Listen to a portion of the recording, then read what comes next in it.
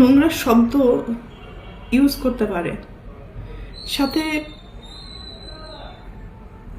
আমার মিডিয়া, তারাও আমার একসময় চলার পথের সঙ্গী হিসাবে কাজ করেছে।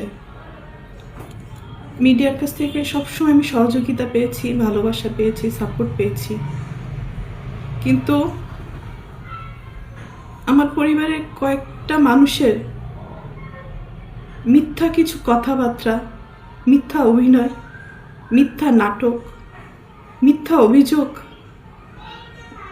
বলার সাথে সাথে যে মানুষগুলো আমাকে সব থেকে বেশি চেনার কথা, জানার কথা, সাপোর্ট করার কথা, সেই মানুষগুলো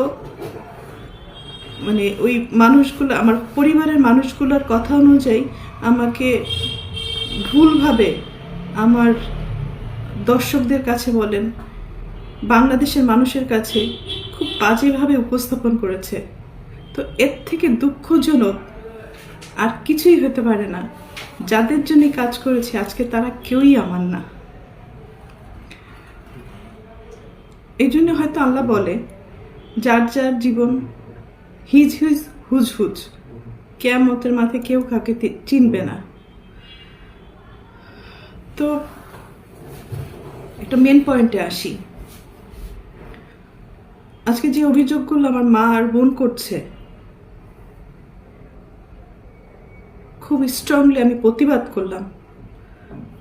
এর পুরোটাই মিথ্যে, বানোয়াট, এবং তাদের স্বার্থ উদ্ধার হয়নি বলে আজকে সত্য একটা জিনিসকে অসত্য বলে প্রমাণিত করার চেষ্টা করছে।